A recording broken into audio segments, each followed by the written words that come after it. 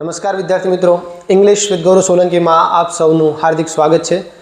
હાલ આપણે એક યુટ્યુબ વિડીયો સિરીઝ ચલાવી રહ્યા છીએ, બેઝિક ટુ એડવાન્સ ઇંગ્લિશ, અને એ વિડીયો સિરીઝમાં હાલ આપણે ટેન્સીસ શીખી રહ્યા છીએ. લાસ્ટ સેશનમાં મેં તમને સમજાવ્યું હતું કે ટેન્સીસના બે મૂળ ફંક્શન હોય છે.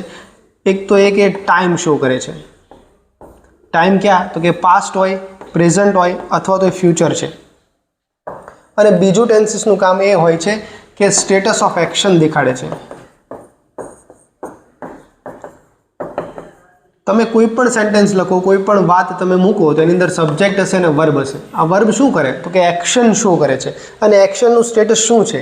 For example, A action perfect છે. આ પરફેક્ટનો મતલબ શું થાય એ આપણે આગળ જ્યારે પરફેક્ટ ટેન્સ ભણીશું ત્યારે વધારે ઇન ડિટેલ સમજીશું. અત્યારે એટલું યાદ રાખો કે કોઈ એક સમય બિંદુ પહેલા ક્રિયાપતિ છે, પરફેક્ટેડ બિફોર, ખાલી પરફેક્ટ એટલું નહીં વાંચવાનું ક્યારે, perfected before, completed before, finished before ની સેન્સ જ્યારે આપતું હોય ત્યારે તમે પરફેક્ટ ટેન્સ યુઝ કરો છો.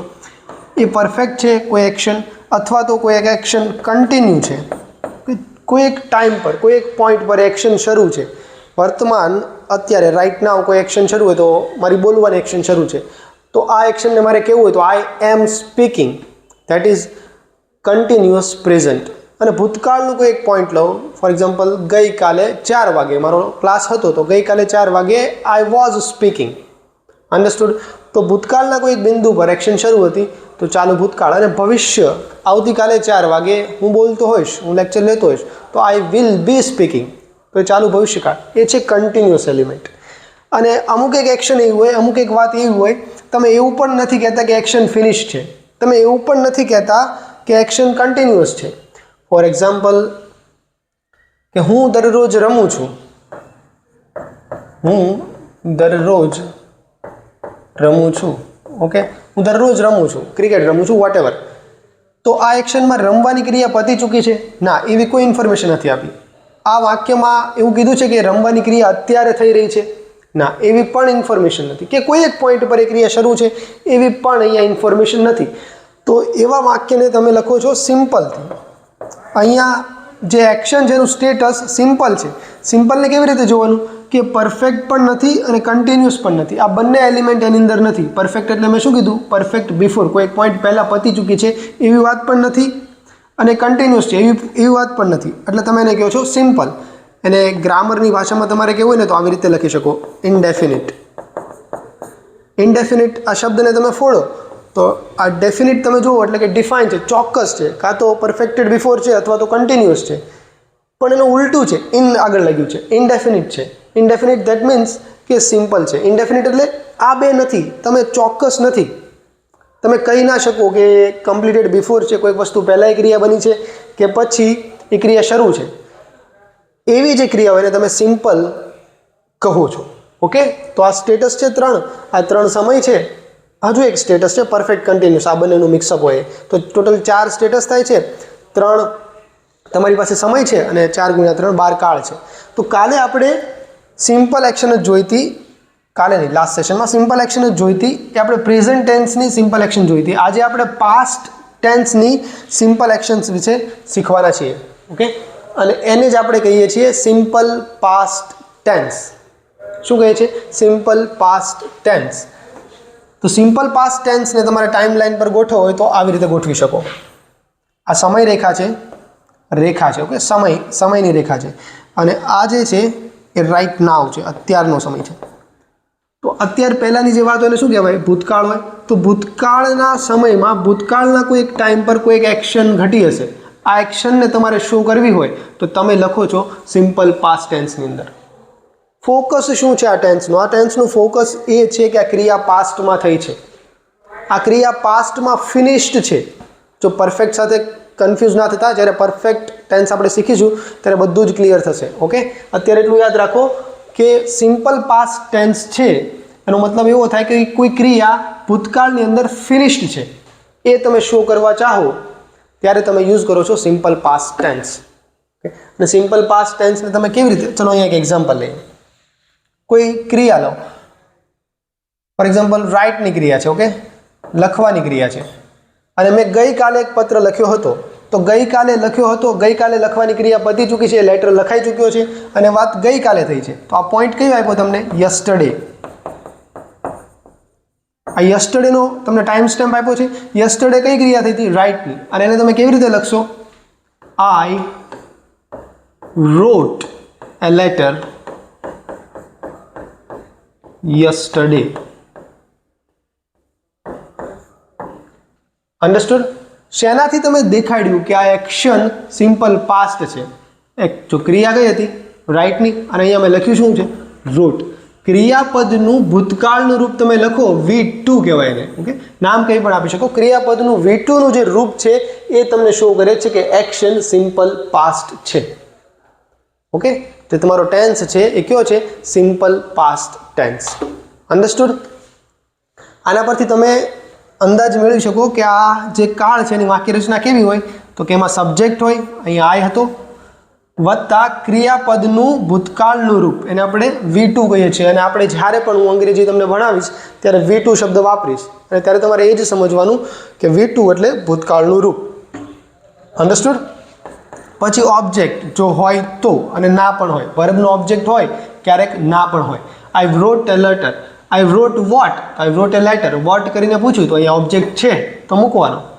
આઈ danced. ગઈકાલે હું નાચ્યો હતો. આઈ danced. તો danced કરો તો આનો કોઈ ઓબ્જેક્ટ નથી. આઈ danced બસ એટલું જ. આઈ danced yesterday. dance what એવું ના પૂછવાનું હોય. અન્ડરસ્ટુડ? તો એનો કોઈ ઓબ્જેક્ટ નહીં બને. આઈ danced yesterday. હું ગઈકાલે નાચ્યો હતો. સિમ્પલ. હવે આનું તમારે નેગેટિવ કરવું છે.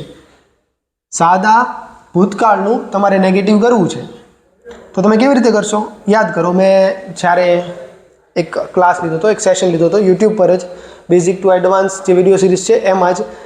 આઈ હોપ સેન્ટેન્સને ફોડતા શીખો એક એવો કંઈક ક્લાસ હતો કે એના પછીનો ક્લાસ હતો. એમાં મેં તમને સમજાવ્યું હતું કે હેલ્પિંગ વર્બનો યુઝ. હેલ્પિંગ વર્બનો યુઝ શું છે અંગ્રેજી ભાષામાં? તો કે હેલ્પિંગ વર્બ તમને પ્રશ્નાર્થ બનાવતા શીખવાડે છે. પ્રશ્નાર્થ બનાવવામાં એનો ઉપયોગ થાય છે અને હેલ્પિંગ વર્બથી જ પ્રશ્નાર્થ બને. એના વગર તમે પ્રશ્નાર્થ વાક્ય ના બનાવી શકો. ઓકે, ટાઈપ્સ ઓફ સેન્ટેન્સમાં હતું એ. હેલ્પિંગ વર્બથી જ પ્રશ્નાર્થ બને. એવી જ રીતે હેલ્પિંગ વર્બથી જ તમે 99% કેસની અંદર હેલ્પિંગ વર્બથી જ તમે નકાર બનાવો છો. જો બીનું ફોર્મ છે એમ, ઇઝ, આર, વોઝ, વેર છે તો સીધું એના પછી નોટ મૂકો છો. અધરવાઇઝ હેલ્પિંગ વર્બ વિના તમે નકાર ના બનાવી શકો. અન્ડરસ્ટુડ? તો અહીંયા આ પહેલું વાક્ય મેં લખ્યું, આઈ wrote a letter yesterday, અને મારે એનું નકાર બનાવવું છે તો હું આવી રીતે લખીશ, આઈ ડીડ નોટ. મેં હેલ્પિંગ વર્બ એડ કર્યું. જો શું? તો કે ડીડ. સાદા ભૂતકાળની અંદર હેલ્પિંગ વર્બ હોય છે ડીડ. જેવી રીતે સાદા વર્તમાન કાળમાં ડુ કે ડઝ યુઝ કરતા હતા એવી રીતે અહીંયા ડીડ યુઝ કરશું.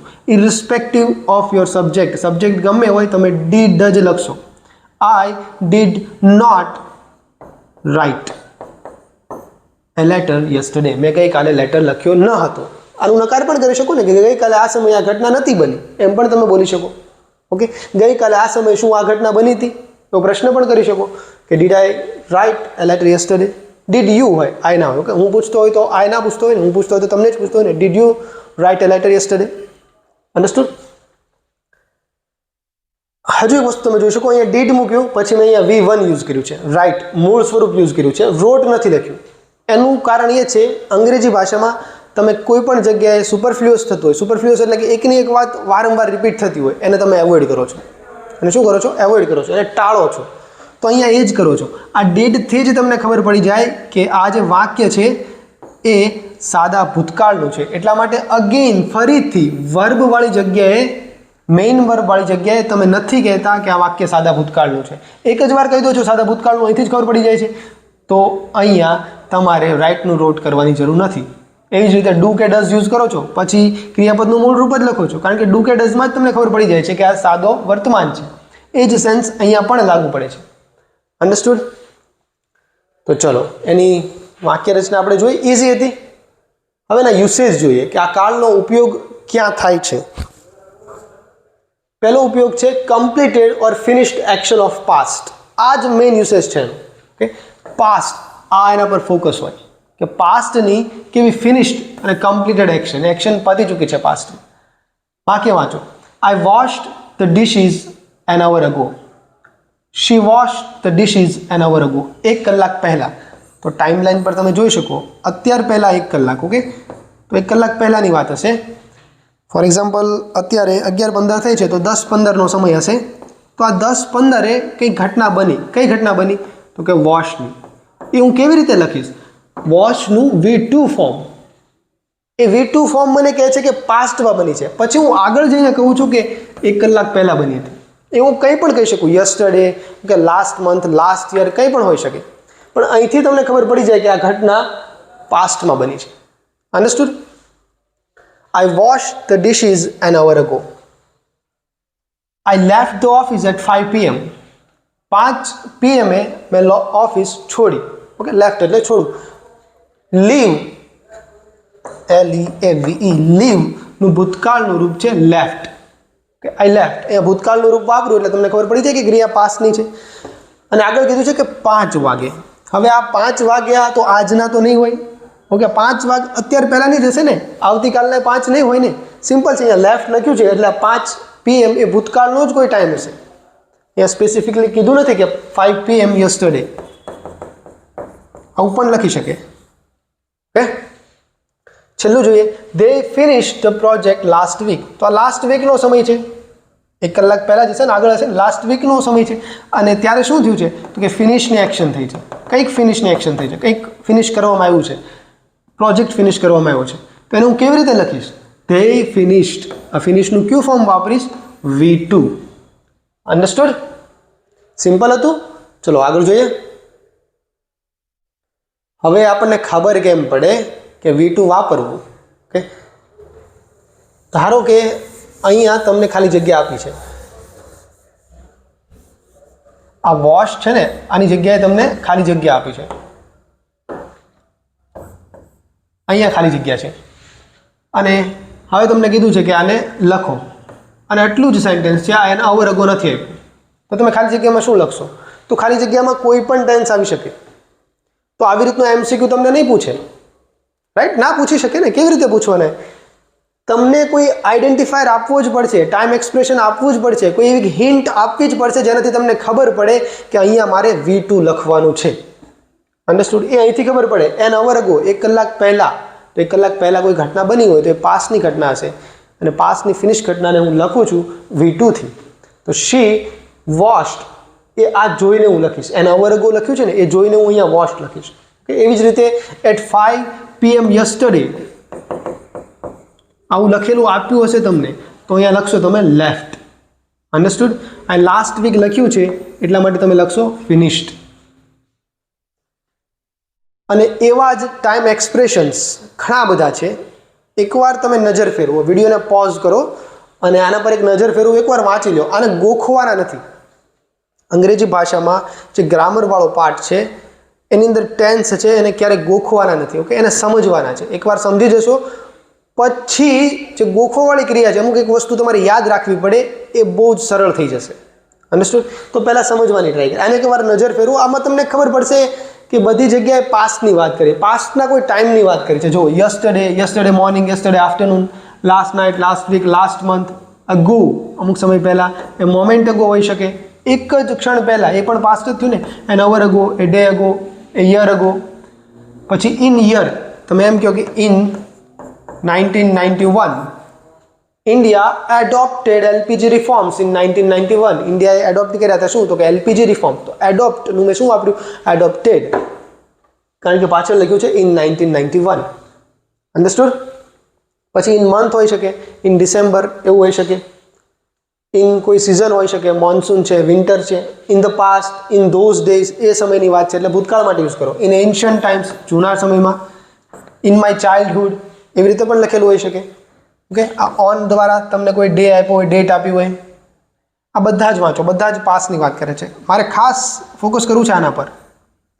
જો આવી રીતે પણ તમને ટાઈમ આપી શકે. વેન આઈ વોઝ યંગ, તો આ વાક્ય છે વેન આઈ વોઝ યંગ. આ વાક્ય ઇન ઇટ સેલ્ફ પાસ્ટ ટેન્સનું છે.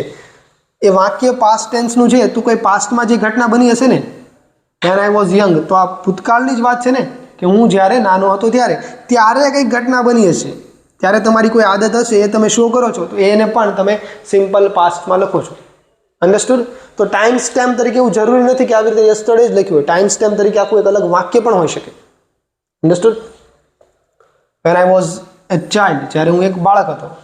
ઓકે, ચલો આગળ જોઈએ.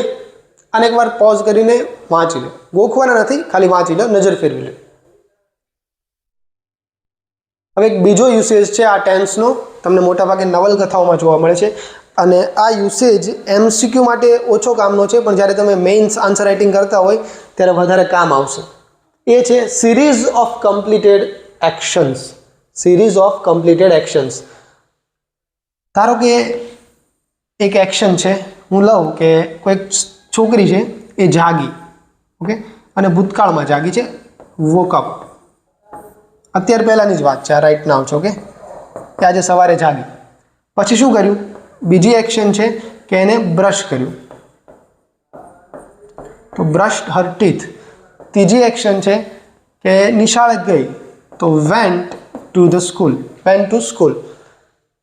આ 3 એક્શન છે. આ 3 એક્શન ક્રમશઃ થઈ છે. પહેલાં જાગવાની, પછી એને બ્રશ કર્યું છે, પછી એ નિશાળે ગઈ છે. તો 3 એક્શન ક્રમશઃ થઈ રહી છે. અને એને તમારે જ્યારે લખવાની થાય અંગ્રેજી ભાષામાં, ત્યારે 3 એક્શને તમે સાદા ભૂતકાળમાં લખો છો. સાદા ભૂતકાળમાં જો 3 એક્શન તમને આપી છે, તેનો મતલબ આવો જ થાય. She woke up, brushed her teeth and went to school. એનો મતલબ એવો ના થાય કે પહેલાં સ્કૂલે ગયા છે ને પછી વોક અપ. લાઇનમાં જ આ ક્રિયાઓ બને છે એવો મતલબ થાય. આ તો એકદમ ઇઝી એક્ઝામ્પલ છે. પણ તમારે કોઈ પણ જ્યારે પાસ્ટ ટેન્સની અંદર તમને એક સેન્ટેન્સ આપ્યું એની બાજુમાં બીજું પાસ્ટ ટેન્સનું સેન્ટેન્સ આપ્યું છે, એનો મતલબ કે આગળનું જે સેન્ટેન્સ છે એ પહેલાં થયેલું છે, એનું પછીનું એના પછી થયું છે, એના પછીનું એના પછી થયું છે. ઓકે, જ્યારે તમારે સિરીઝ શો કરવી છે, એક પછી એક ઇવેન્ટ થઈ રહી છે, શો કરવી છે ક્રોનોલોજીકલી, ત્યારે તમે સિમ્પલ પાસ્ટનો યુઝ કરો છો. Okay, he entered the room, એ રૂમમાં પ્રવેશ્યો. સેટ ડાઉન, પછી બેઠો. એન્ડ ઓપન્ડ હિઝ બુક, અને એની બુક એને ખોલી. તો 3 એક્શન કન્ટિન્યુઅસ થઈ રહી છે, વારાફરતી થઈ રહી છે. સૌથી પહેલાં કઈ ઇવેન્ટ થશે? તો હી એન્ટર્ડ ધ રૂમ, એ રૂમમાં પ્રવેશ્યો. પછી હી સેટ ડાઉન, પછી હી ઓપન્ડ હિઝ બુક. અન્ડરસ્ટુડ? ચલો આગળ જોઈએ. આ એક અલગ કેસ છે, આને તમારે યાદ રાખવાનો છે. આ છે ઇટ ઇઝ ટાઈમ. જ્યારે તમને વાક્યની અંદર આવું લખેલું આપે કે it is time, it is high time, it is opportune time, આનો મતલબ એવો થાય છે કે સમય આવી ગયો છે, આ સમય થઈ ગયો છે, તારે આવું કરી લેવું જોઈતું હતું. સેન્સ કેવી આપે છે ખબર? શુડની, કે યુ શુડ હેવ, કે you should have done this. આવી સેન્સ આપે છે કે તારે આ કરી લેવું જોઈતું હતું, હવે તો સમય થઈ ગયો છે, હવે આ કરી લેવું જોઈએ તારે. એને તમે સાદા ભૂતકાળથી એટલે કે V2 થી લખો છો. શેનાથી? V2 થી લખો છો. જો વાત ભૂતકાળની નથી, અગેન કહું છું, વાત ભૂતકાળની નથી. આપણે ભૂતકાળ ભણી રહ્યા છીએ, પણ ભૂતકાળમાં આપણે V2 યુઝ કરીએ છીએ ને, એટલે V2 માં જ મેં એને રાખ્યું છે. હંમેશા હું ગ્રામરને એવી રીતે જ જોઉં છું કે સાદો ભૂતકાળ, સાદો વર્તમાન, એવી રીતે V1, V2, વીનું આઈએનજી વાળું રૂપ, am is are plus ING, was were plus ING, એવી રીતે જ જોવાનું. એ સ્પીડ વધારશે, તમારી જે કેપ્ચર કરવાની જે ક્ષમતા છે, જે ગ્રાસ્પિંગ પાવર છે ને એને વધારશે, જો એવી રીતે તમે શીખ્યા છો ને તો. નહીં તો કેવું થશે? તમે વાક્ય વાંચશો, હેડ પ્લસ V3, પછી વિચારશો કે પૂર્ણકાળ છે, પછી પૂર્ણકાળનો યુસેજ છે ને, એમ નહીં. હેડ પ્લસ V3 એટલે that event happened before some time. કોઈ એક એક્શન થઈ હશે, એના પહેલાં એક્શન પતી છે, એવું જ ડાયરેક્ટ, અને એને જ કહેવાય હેડ પ્લસ V3. અન્ડરસ્ટુડ? તો એટલા માટે જ V2 ને આપણે અહીંયા શીખીએ છીએ. તો યાદ રાખો કે ઇટ ઇઝ ટાઈમ લખ્યું હોય, ઇટ ઇઝ ઓપોર્ચ્યુન ટાઈમ લખ્યું હોય, ઇટ ઇઝ હાઈ ટાઈમ લખ્યું હોય, એની સાથે તમે V2 નો યુઝ કરો છો. એના પછીનું જે સેન્ટેન્સ છે એમાં સબ્જેક્ટ પ્લસ V2 નો યુઝ કરો છો. અહીંયા જુઓ, she applied for the job. She applied for the job. એનો મતલબ શું થાય કે એને જોબ માટે એપ્લાય કરી દેવું જોઈતું હતું, હજુ એને કર્યું નથી, તો હવે સમય પાકી ગયો છે. શી એપ્લાઇડ ફોર ધ જોબ. એ 32 વર્ષની થઈ છે, હજુ ઘરે જ બેસે છે, હવે એને શું કરવું જોઈએ? She should have applied for the job. આવી સેન્સ આવે છે, પણ લખવાનું નથી આ. ઓકે, આ લખશો તો ખોટું પડશે, આ લખવાનું નથી. શુડ હેવ ડન નથી લખવાનું, આપણે આ જ લખવાનું છે, V2 જ લખવાનું છે. પણ એ વાક્યની સેન્સ કેવી આવે હું તમને કહું છું. It is opportune time you visit the doctor. Okay, આ વાક્ય ઇનકરેક્ટ છે. યુ વિઝિટ ધ ડોક્ટર એમ ના લખાય. શું લખાય? ઇટ ઇઝ ઓપોર્ચ્યુન ટાઈમ છે એટલે શું લખશો તમે? યુ, આ વિઝિટ ખોટું છે એના બદલે લખશો તમે વિઝિટેડ. પણ સેન્સ કેવી આવે છે કે ભૂતકાળમાં કોઈ એક સમયે તમે વિઝિટ કરી હતી એવી વાત છે? ના ના, સમય પાકી ગયો છે, તારે ડૉક્ટરને દેખાડી દેવું જોઈએ, ડૉક્ટરને મળી લેવું જોઈએ, એ કહેવા માગે છે. અન્ડરસ્ટુડ? પણ તમે યુઝ કરો છો V2 નો, ભૂતકાળના રૂપનો. યાદ રાખજો, it is opportune time you visited the doctor. આવા જે ટોપિક છે એ એક્ઝામિનરના ફેવરિટ હોય છે, કારણ કે અહીંયા આપણે ભૂલ ખાતા હોય છે. જો આ મિસ કરી દઈએ તો શક્યતા ઓછી છે કે તમે આને બહુ કરેક્ટલી ગેસ કરી શકો. આ એકવાર વાંચ્યું નથી તો આને ગેસ કરવું બહુ આકરું પડે. Okay, it is high time, again એ જ છે, it is high time you should take responsibility. હા, શુડનો અર્થ આવે છે પણ શુડ અહીંયા લખશું નહીં. શુડનો મિનિંગ આવે છે, સેન્સ આવે છે શુડવાળી, પણ એ આપણે લખશું નહીં. આપણે શું લખશું? V2. You took responsibility.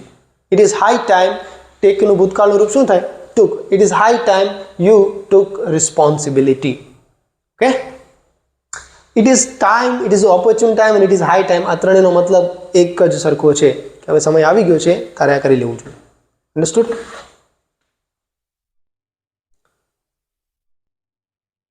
Again એના જેવું જ સેમ આપણે જ્યારે ઇફ કન્ડિશનલ શીખશું ને ત્યારે પણ આ એકવાર આપણે આના તરફ જોઈશું. કે આ ફરીથી આપણે ત્યારે રિપીટ કરીશું. પણ અત્યારે યાદ રાખો કે આઈ વિશ. આઈ વિશ એટલે શું? આઈ વિશ કાશ એસા હો જાતા. ઓકે, એ સેન્સ છે આઈ વિશ. તમે વિશ કરો છો, કલ્પના કરો છો, અને એ કેવું હોય? ખ્યાલી હોય. કે ખ્યાલી પુલાવ. તો એ ટાઈપના જે સેન્ટેન્સ હોય એની અંદર તમે હંમેશા V2 યુઝ કરો છો. આમ તમારે આખો જે કન્સેપ્ટ જોતો એ જોવું હોય ને તો આવી રીતે હોય. અનરિયલ પ્રેઝન્ટની તમે વાત કરતા હોય ને, વર્તમાનની કોઈ unreal situation, hypothetical situation, કલ્પનાવાળી situation, એની તમે વાત કરતા હોય ને ત્યારે તમે V2 નો યુઝ કરો છો. અને અનરિયલ છે, ઓકે, એ શક્ય નથી, પણ કેની છે? પાસ્ટની. તમારે બીજા સેન્સમાં કેવું હોય તો રિગ્રેટ હોય, એની અંદર રિગ્રેટ વાળો એલિમેન્ટ હોય ત્યારે તમે had plus V3 no use કરો છો. ઓકે, આ યાદ રાખવાનું છે. તો જુઓ, આઈ wish I knew the answer. કાશ મને જવાબ ખબર હોય. એક્ઝામમાં તમારો ભાઈબંધ તમને પૂછે છે, તમે કહો છો કે I wish I knew the answer. Okay, I know the answer એ ખોટું છે. લાગે કે ભાઈ આ વિશ છે, સાદું વર્તમાન છે, તો અહીંયા પણ સાદા વર્તમાન કાળનું આપણે લખી, પણ ના, ખોટું પડશે. અહીંયા લખવું પડશે new. I wish I knew the answer. Understood? ત્યારે આ વાક્ય સાચું થશે. જો આઈ વિશ આઈ ન્યૂ હર. કાશ હું એને જાણતો હોત. ઓકે, તમારી ઈચ્છા છે પણ તમે જાણતા નથી. અન્ડરસ્ટુડ? તમે કલ્પના કરો છો કાશ હું એને જાણતો હોત. તો આ પ્રેઝન્ટની વાત છે. કેવી વાત છે? પ્રેઝન્ટની. અત્યારે તમે એને જાણતા હોત. આ તમારી ઈચ્છા છે કે અત્યારે હું એને જાણતો હોત. અહીંયા ભલે ન્યૂ લખ્યું પણ કન્ફ્યુઝ ના થતા. અત્યારે હું એને જાણતો હોત, એ સેન્સ આ વાક્યની છે. બીજું વાક્ય જુઓ, આઈ વિશ આઈ હેડ મેટ હર. હવે માનો કે 1 મહિના પહેલાં તમારી પાસે ઓપોર્ચ્યુનિટી હતી એને મળવાની, એ કંઈક પસાર થઈ રહી હતી અને કંઈક વાતચીત થઈ, કંઈક ઓપ્શન હતો તમારી પાસે, okay, I don't know what, અને ત્યારે તમારી પાસે ઓપોર્ચ્યુનિટી હતી કે તમે એને મળી શક્યા હોત, પણ એ ઓપોર્ચ્યુનિટી લોસ્ટ. તમે મળ્યા નહીં ત્યારે એને, ઓકે, તમે ઇનિશિયેટિવ ના લીધો અને એ વાત ગઈ. હવે અત્યારે તમે રિગ્રેટ કરો છો કે આઈ વિશ, કાશ એ વખતે મેં એને મળ્યો હોત. આઈ વિશ આઈ હેડ મેટ હર. તો પાસ્ટ છે, રિગ્રેટ છે, અને અનરિયલ પાસ્ટ છે. પાસ્ટને તમે ફરીથી જીવો છો અને પાછો અનરિયલ. તમે મેટ તો કર્યા નથી અને મળ્યા તો છો નહીં, પણ તમે એવું વિચારો છો કે આઈ વિશ આઈ મેટ, તો ત્યારે તમે યુઝ કરો છો હેડ પ્લસ V3, પૂર્ણ ભૂતકાળ. અન્ડરસ્ટુડ? આઈ વિશ આઈ હેડ મેટ હર. અને જ્યારે તમે ફ્યુચરની વાત કરો છો, ફ્યુચરવાળો એલિમેન્ટ અંદર એડ કરવા માંગો છો કે આઈ વિશ એ મને કોલ કરે, મારી ઈચ્છા છે કે એ મને કોલ કરે. આઈ વિશ શી વુડ કોલ મી, એમ લખશો. Okay, she will call me નહીં, શું લખશો? She would call me. ત્યારે તમે વુડ પ્લસ V1 નો યુઝ કરશો ત્યારે તમે ફ્યુચરમાં જાઓ છો ત્યારે.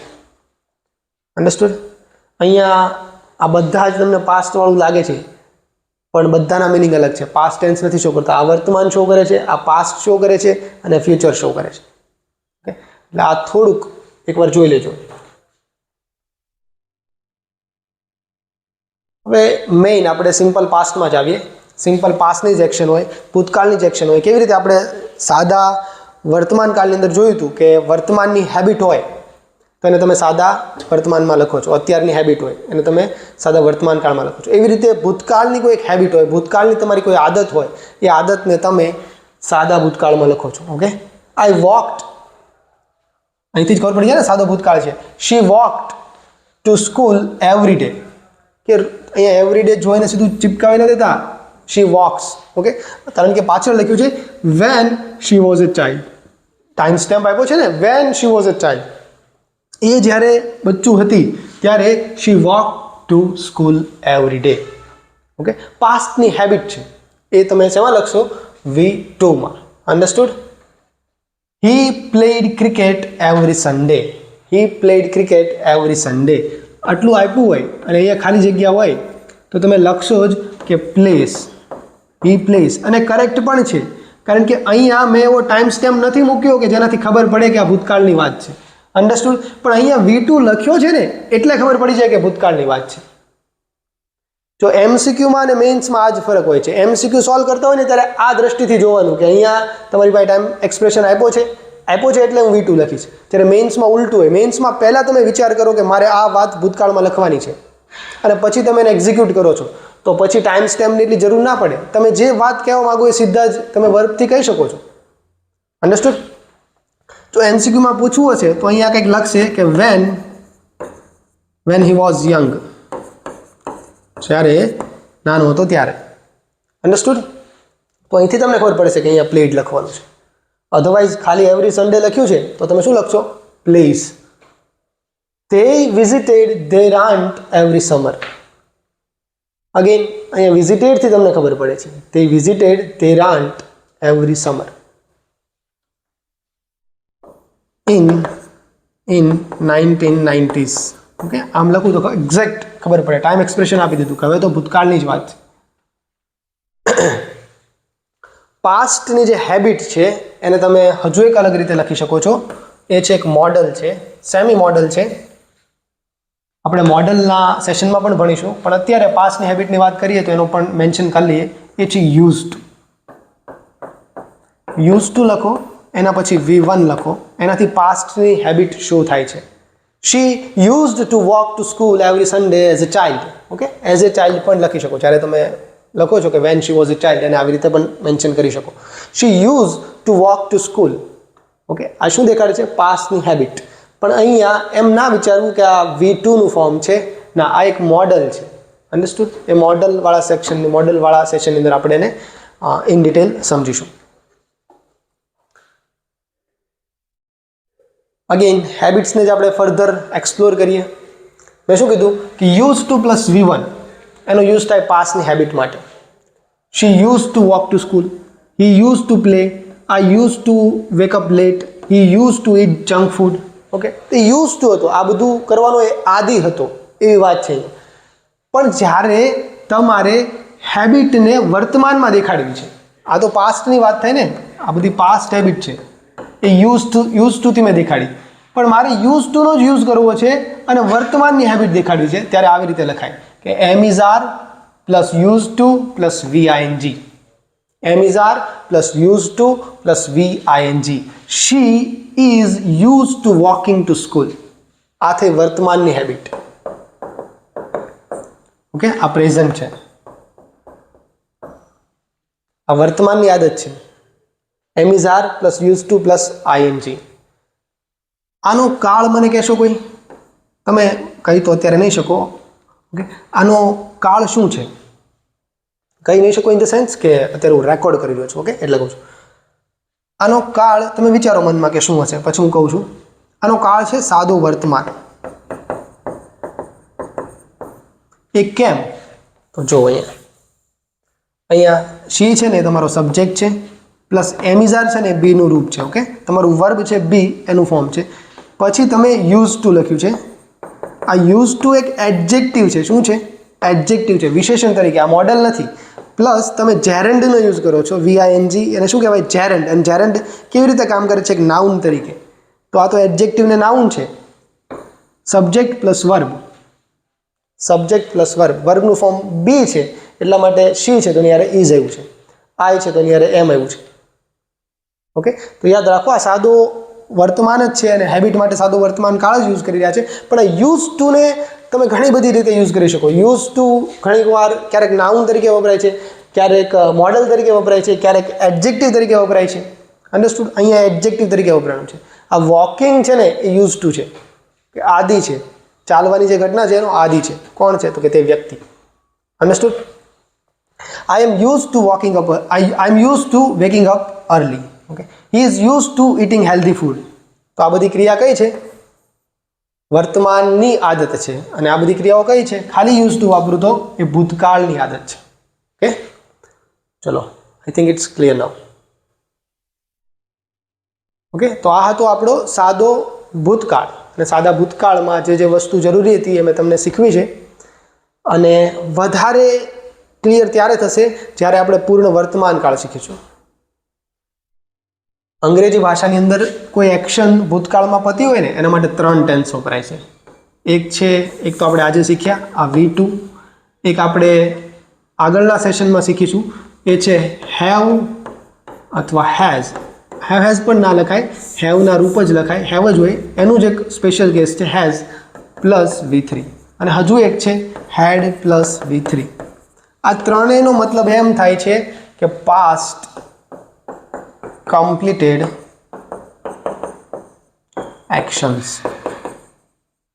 આ ત્રણેયનો મતલબ એવો થાય છે કે ભૂતકાળમાં ફિનિશ્ડ થયેલી એક્શન્સ, ભૂતકાળમાં કમ્પ્લીટેડ પૂરી થયેલી એક્શન્સ. હવે આ ત્રણનો ડિફરન્સ શું છે એ આપણે ધીમે ધીમે ઓકે વન બાય વન આપણે સમજીશું. અન્ડરસ્ટુડ? એક સાથે બધું શીખીશું તો બધું ગાયબ થઈ જશે. ચલો, અહીંયા સુધી હતું. Thank you for listening to me. અને આપણે નેક્સ્ટ સેશનમાં મળીએ. ત્યાં સુધી તમે પણ તમારી રીતે શીખતા રહો અને જે પણ શીખો છો એની મોજ લેતા રહો. ઓકે, નેક્સ્ટ સેશનમાં મળીએ. ત્યાં સુધી બાય.